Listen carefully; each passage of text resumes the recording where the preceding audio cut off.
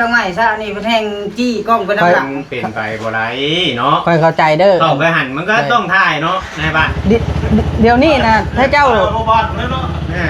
ถ้าเจ้าคมผ้ากลมหัวอยู่เนาะ แม่ บ่ฮู้ว่าถ้าเจ้ามันแบบว่ามันปิดบังมันเกินไปในเมื่อถ้าเจ้าสิแสดงละครกันว่าในเมื่อมันชีวิตจริงอ้ายน้องมันต้องอยู่นํกัน สรุปว่าง่ายๆว่า แม่น เป็นหยังทางที่บอสนะที่ข่อยบ่ได้อยู่น้ำเหตุการณ์นั้นเด้อแต่ข่อยสิสรุปเป็นหยังเจ้าคือบ่ให้บอสทายทั้งที่บอสนี่มาทายเจ้าก่อนแล้วก็ปั้นพวกเจ้าตั้งแต่ยังบ่มีกระแสจนมาเป็นกระแสและเจ้า มีคน มี เห็นมีคนทำหุ้ มีผู้ซอยแด คืออันอ้ายก็ยังเสนอให้เจ้าอยู่ได้มือนอนน้ำอูกระลางเรือนเจ้าเทืองเจ้าหุ้งบ่เจ้ายังจื้อคำบอกเจ้าบ่ เสมอต้นเสมอปลาย เสมอต้นเสมอปลายไล่ดีแต่ห้ามลืมยูทูบเบอร์ ก็บ่ได้ลืม แล้วเป็นหยังคือบ่ให้บอสทาย เรื่องให้ท่ายที่แบบปัจจุบันตรงๆเด้อที่ทางผู้ใหญ่ค่อยน่ะบ่อยากให้บอสท่าย ผู้ใหญ่สร้างบอส แม่นแม่น ผู้ใหญ่ผู้ใหญ่ที่ช่วยน้องสร้างเจ้า ตัวนี้คอยเอา แปลว่าให้เข้าใจบ่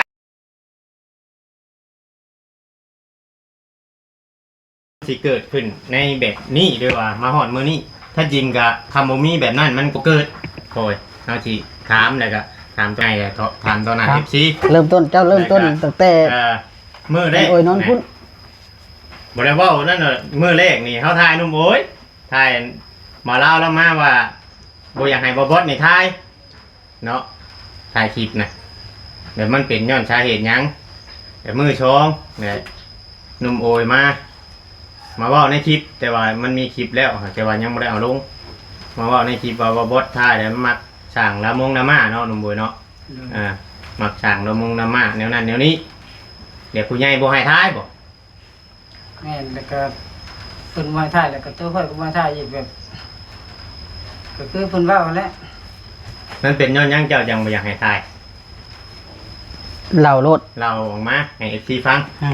ต้องย้อนกลับไปเด้อต้องย้อนกลับไปตั้งแต่เริ่มต้นตั้งแต่เฮา ตั้ ยัง ง แต่ บ่มี เจ้า ห ยั ยัง ง บ่มีหยังตั้ง ว่า แต่ ท่านซะ เอฟซียังบ่ฮู้ แล้ว จัก แล้วเจ้าจังแล้วเจ้าจังตอบย้อนกลับไปตั้งแต่เจ้าบ่มีหยังตั้งแต่ถ้าคอยแบกหมอนแบกหยังขึ้นไปให้เจ้าอยู่เฮือนหลังนั้น อยู่กันได้นาง และ เป็นเก่าไปหน่อย เขาซื้อเสื้อผ้ามาผ่างมัน แม่น ต้อนกัน ให้ย้อนกลับไปตัวนั้นก่อนและ สมัยเคยเฮาเฮ็ดนะแล้วมีอีหยังต้องเปลี่ยนไปทางคันห้ามคอยนะก็จะพุ่งชำนั้นนึงก็ และสาเหตุแบบใดแบบว่าผู้รักผู้ใหญ่ทั้งเจ้าบ่ห้ามและจะให้เจ้าเว้าในกล้องให้มันจะแจ้งในมื้อนี้ข่อยนะและถ้าข่อยก็สิบ่ไป บ่ยุ่ง ถ่าย เกี่ยว อีกบ่ยุ่งเกี่ยวกับเจ้าอีกแล้วก็จบฉะนั้นเพราะว่าสิ่งที่ซอยผ่านมาตัวใดมันจบแล้วก็จบเพราะถ้าข่อยนี่มันเป็นระบบทีมงานล่ะบ่ไปผู้หนึงแล้วถ้าข่อยต้องบ่ไปเบิดมันต้องสามัคคีกันถ้าข่อยเนาะเว้าอันพื้นทีมงาน แม่น แต่บุกเบิกนี่ให้เข้ามาก่อนจะทายผู้นี้นะเขาจะตาม มันต้องถ้าข่อย ต้องมาแล้ว เพราะว่าถ้าข่อยเป็นคนที่ดึงน้องแต่มาพี่ พอจังเม็ด นี่ เอ้ยโอ้ยช่วยซ่อมช่วยซ่า ตอบตัวนี้ก่อน สิลงไปของกันบ่เด้อ เรื่อง ร้อยก็หนึ่ง มันเด้ออันนี้อาแบบนี้มันแต่เก่านะเฮาปฏิบัติต่อกันมาได้คือหยอกกันนัวหัวม่วนกันดีอยู่นะแต่พอมาเจ้ามีทุกอย่างมีผู้ซัพพอร์ตอยู่แล้วทั้งหลังแล้วพออ้ายอยากขายปัดแลนหนีกล้องอ้ายบ่อยากปังอ้ายเว้าออกในคลิปบ่แซนพร้อมแต่ว่าบ่แซนบ่ได้ลงว่าค่อยนี่เป็นตัวปัญหามาสั่งเรื่องบ่อยากให้ทาย บ่แม่นจังซั่นบ่บ่อันที่ค่อยก็เคยห้ามไปอยู่ว่าตอนเขาไปอยู่เฮือนน้องเต้แล้วค่อยบ่อยากให้เจ้าทาย มันเริ่มต้นแต่ตอนนั้น มันบ่แม่นเรื่องวานนี่ แล้วค่อยให้ มันบ่ เป็นให้ค่อย วันนี้ บ่เรื่องวานนี่ บ่ตั้งแต่ใดมาแล้วค่อยก็เคยบอกเจ้าอยู่แล้วเมื่อวานนี่ก็ยัง ตัวนี้บกเกี่ยวกับเขาที่ เกี่ยวเกี่ยว พอจะไปเวียงเลยแล้ว บกเกี่ยวกับเขาที่เรื่องไทย เอาขออนุญาตนั่งในนี่จังหน่อยเด้อ แล้วก็ หรือว่าเจ้าจะไปเดี๋ยวนี้บ่ นั่งเราแล้วจะเป็นยัง โอเคเข้าใจพอ บ้านมันโหดมีคนมานอนผุน โอเคเอา ฉันนั่ง ให้บ่ยังใช้ตามประเด็นเต็มด้วย เป็นยังเหรอ เจ้าของ นั่งร เจ้า ถ ของบ้านบ่อยู่เพิ่นสิให้คนอื่นอยู่บ่ โอ้เขาอยู่ข้างหลังได้อยู่ข้างหลังนั่งรถเฮ้ยฮะนี่ไปนั่งตังคอยหัน บ่ได้คอยก็บ่นั่งได้คอยย้าย เอาเรื่องเถื่อนได้เป็นนายบ้านเด้ต่อไป นางตัวในบ้านเนาะ เอามึงดูเอาแหวนกลับไปนั่งไป ก็ให้ตัดผมนะ เอาเดี๋ยวสิให้บ่าวเวียงถามต่อเลย นี่ล่ะจุดประสงค์ เจ้า ที่เจ้าเว้านะ ผู้วานี่เพิ่น ใช้ เพิ่นได้ทำพุ่งเลยเนาะเขาถามมัน เป็น จะ ได้ นั่น ก็ กับ ไป พุ่งแล้ว ปกตินี่เจ้าสิลงไปถ่ายได้ยืดได้เจ้าบ่ต้องถ่ายเขาบ่อยากให้เป็นถ่ายก็จบ แม่นก็ได้ว่าคอยไปอยู่เพื่อนน้องเตแล้วคอยไปอยากให้เจ้าไปท้ายแบบพี่น้องกันต้องไปตรงมาเนาะคือได้คือน้องเนาะ อันนั้น ก็ได้ว่าคอยอยู่เพื่อนคอยจะถ่ายได้ โอ้ยเจ้าต้องฟังไงบอกก่อนคือว่าพี่น้องกันต้องไปต้องมานี่ตัวนี่ต้องอธิบายให้ผู้ใหญ่ผู้เพิ่นให้ตัวพันหมายตัวเข่าเรื่อยๆคือน้องนั้นตัวต้องอธิบายขอนี่ให้ทางผู้รักผู้ใหญ่อันนี้เฮาเป็นพี่น้องกันแช่เฮาตัดกันโน่นนี่มันเปลี่ยนไปบ่ได้โอ้ย แม่นว่าตัดอาทีคอยก็บ่อยากให้เห็นคอยอยู่ในหันนะไปเห็นกระสายกล้องก็ทั้งไม้ซะนี่ไปแทงจี้กล้องไปน้ำหลัง มันเปลี่ยนไปบ่ได้เนาะ ค่อยเข้าใจเด้อ เข้าไปหันมันก็ต้องถ่ายเนาะในบ้าน เดี๋ยวนี้นะถ้าเจ้า บอลแล้วเนาะ แม่ ถ้าเจ้าคมผ้ากลมหัวอยู่เนาะ แม่ บ่ฮู้ว่าถ้าเจ้ามันแบบว่ามันปิดบังมันเกินไปในเมื่อถ้าเจ้าสิแสดงละครกันว่าในเมื่อมันชีวิตจริงอ้ายน้องมันต้องอยู่นํกัน สรุปว่าง่ายๆว่า แม่น เป็นหยังทางทีบอสนะนี่ข่อยบ่ได้อยู่น้ำเหตุการณ์นั้นเลยแต่ข่อยสิสรุปเป็นหยังเจ้าคือบ่ให้บอสทายทั้งทีบอสนี่มาทายเจ้าก่อนแล้วก็ปั้นพวกเจ้าตั้งแต่ยังบ่มีกระแสจนว่าเป็นกระแสและเจ้า มีคน มี เห็นมีคนทำหุ้ง มีผู้ซอยแด คืออันอ้ายก็ยังเสนอให้เจ้าอยู่ได้มือนอนน้ำอูกระลางเรือนเจ้าเทืองเจ้าหุ้งบ่เจ้ายังจื้อคำบอกเจ้าบ่ เสมอต้นเสมอปลาย เสมอต้นเสมอปลายไล่ดีแต่ห้ามลืมยูทูบเบอร์ ก็บ่ได้ลืม และเป็นหยังคือบ่ให้บอสทายเรื่องให้ทายอาทีแบบปัจจุบันตรงๆเด้อที่ทางผู้ใหญ่ค่อยน่ะบ่อยากให้บอสทายผู้ใหญ่สั่งบอสว่าสิซะแม่นผู้ใหญ่นี่ซอยน้องสั่งเจ้า ตัวนี้คอยเอา ก็เว้าให้เข้าใจบัด คอย นี้ เว้าในคลิปคอยเลยตัวนั้น ว่าเข้าใจ แล้ แล้วก็ว่าในคลิปลงไปแล้วก็มันน่ะ แล้วเพิ่นบ่ให้ท้ายบัดนี้คอยไปสิคัดเพิ่นนี่ยังเนาะแล้วเคยบอกแล้วตรงๆแล้วบ่ ในคลิปแล้วเดี๋ยว บ่เคยบอกบ่น้องโอยนี่เคยบอกเจ้าแล้วบ่ เคยบอกแบบไหน เคยบอกว่าผู้ใหญ่บ่ให้เจ้าทาย ผู้ใหญ่ยังแล้วบ่ทัน หากะครั้งแรกนี่บ่ที่บอกให้เจ้าฮู้นี่ นี่ละคอยต้องการ วันนี้เจ้ายังสิทายเราอยู่บ่ โยเพิ่นบ่ให้ถ่ายแล้วสิถ่ายให้หยัง สิทธินี่มันเป็นของน้องเพิ่น แม่น ฉันบ่ให้ทายแค่อยากให้ FC ฮู้นำ แม่ ก็ได้ FC ว่าตะกี้บ่บอสเคยทายตอนนี้คือบ่ทาย นี่สาเหตุที่คอยต้องอธิบายต่อคอยเมื่อนั้นเนาะอธิบายคอยบอกให้เจ้าถ่ายแล้วผู้ใหญ่เพิ่นห้ามคอยอยากได้ยินซ้ำนี้ โอ้ข่อยก็เว้าแล้วว่าที่เจ้ากับจักเรื่องใดข่อยก็เว้าว่าข่อยบ่ให้ทายที่เพิ่นให้ว่าจะทายเลยเพิ่นเว้าว่าเฮ็ดเจ้าเลยเป็นย่างไปรถแบบบ่ต้องก็สิพังคบผู้ใหญ่กะน้องโอนี่ยันเฮือนบ่แล้วเว้าให้เว้าสิซะข่อยแลก ในคลิปคอยก็ได้ว่าแบบนี้ด้วยกัน ข่อยอยากถามเรื่องนึง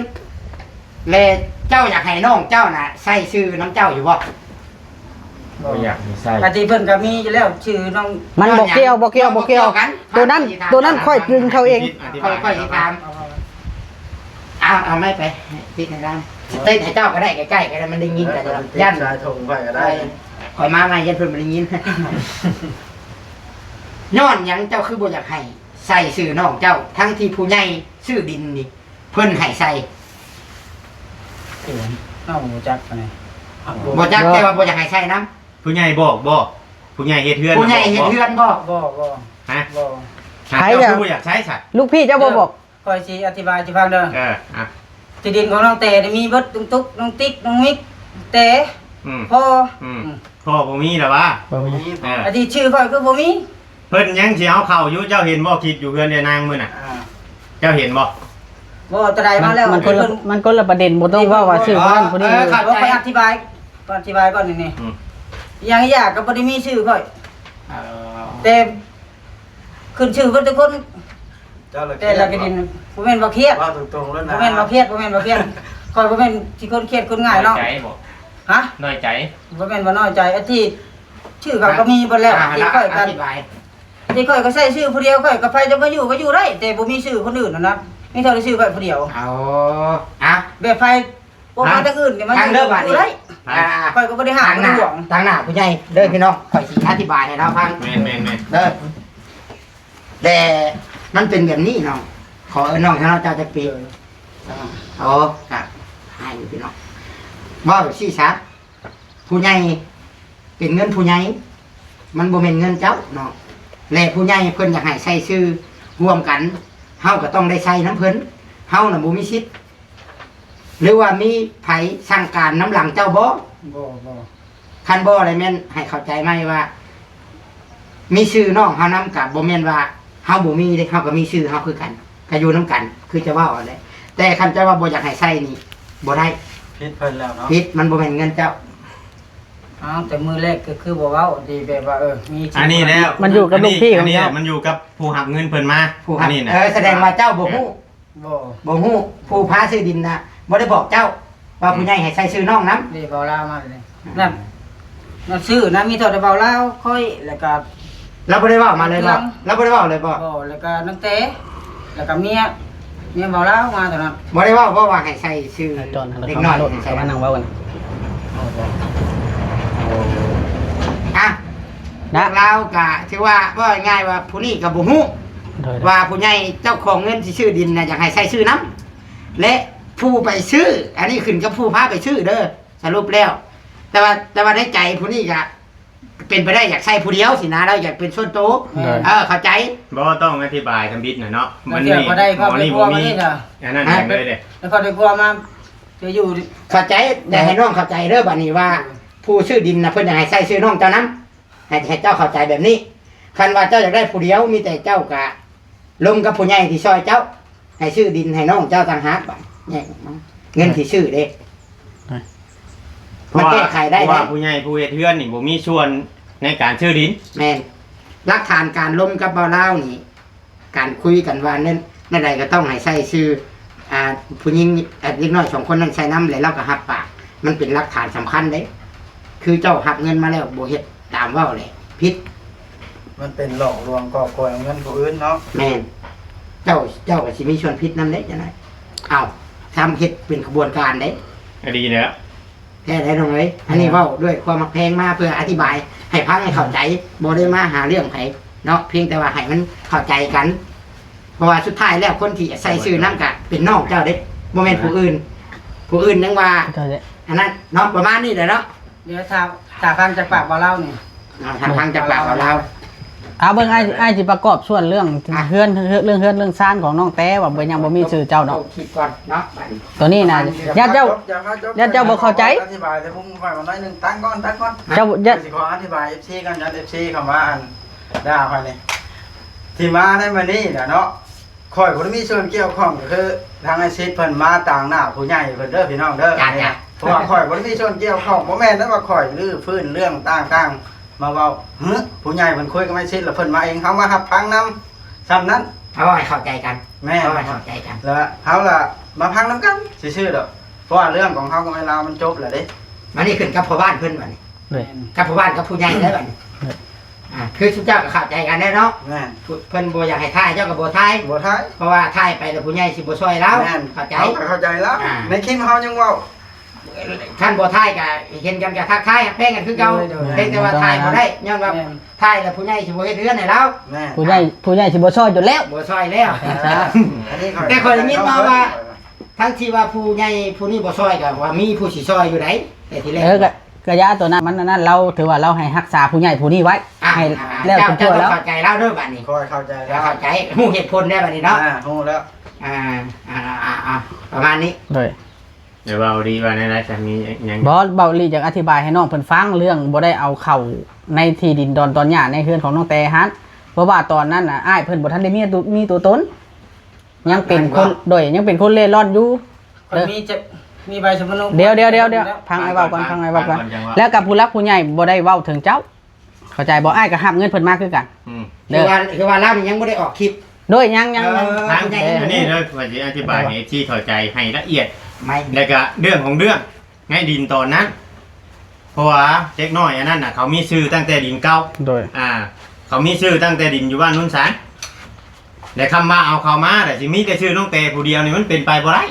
มันก็ต้องมีชื่อเขาอีก โดย อันนะนุ่มโบบัดเจ้ามีว่าจะชื่อน้ำเขาตะกี้อยู่บ้านนุ่นสาร บ่ มันบ่มีตะกี้ นี่แหละ บ่อ้ายยันตัวนั้นเข้าใจผิดอ้ายว่าอ้ายบ่อยากเอาเขามันบ่แม่นมันเริ่มต้นมาแต่พุ่นแล้วก็ต้องมันเฮ็ด เฮ็ดคือเอาดินอยู่พุ่นน่ะมาไว้อยู่พี่ซื่อ ก็มันตัวว่ามันถึกแล้วมันเป็นจุดประสงค์ของผู้ใหญ่เขาทำตามจุด แต่ ประสงค์ของผู้ใหญ่ ตอนแรกอ่ะตั้งแต่ว่าคำว่าสิบ่มีผู้ช่วยตัวดีน่ะทางเอ้ยจูดี้แล้วก็สิอ่า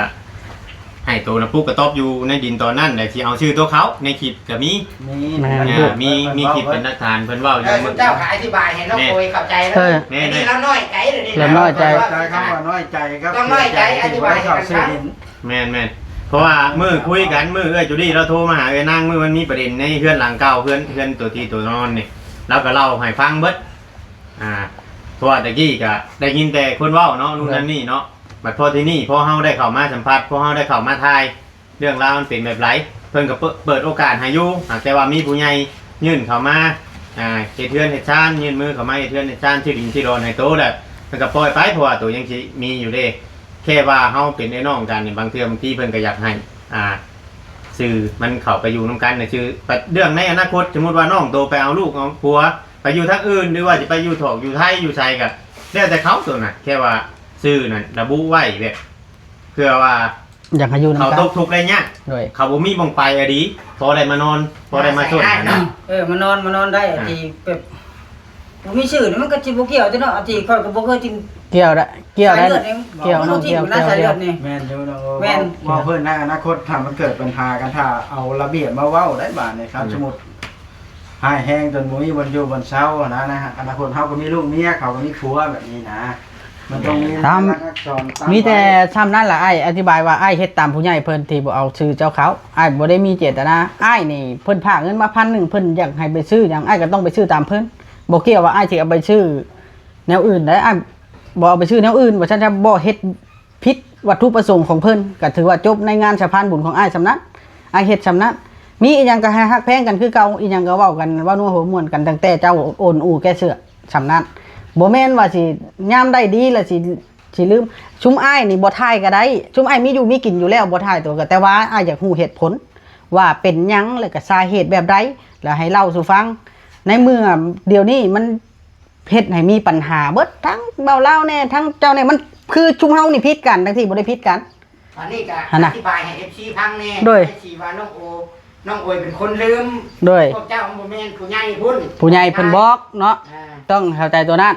อันนี้ชุมอ้ายก็เข้าใจเจ้าแล้วบัดนี้เด้อมีอีหยังก็ฮักแพงกันคือเก่าแต่ว่าชุมอ้าย ทายแล้วบัด อาญาทายให้มันแล้วตัวนั้นซื่อๆเนาะเพิ่นก็สิได้จบคลิปได้อบัดนี้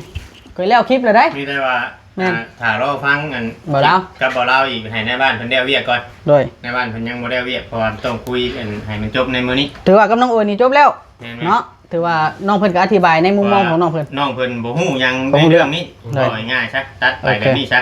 แต่ก็มีแต่ว่าถ้าบ่เล่า โอเค อธิบาย น้องฮู้อยู่แต่ว่า เอาฮู้เรื่องว่าสิเอาชื่อน้องชื่อหยังเข้าในแต่มื้อทมิตนั่นแหละ อ๋อ เออ โอเคสบายดีน้องสบายดีเหนื่อย หลายคนก็ยังบ่เข้าใจ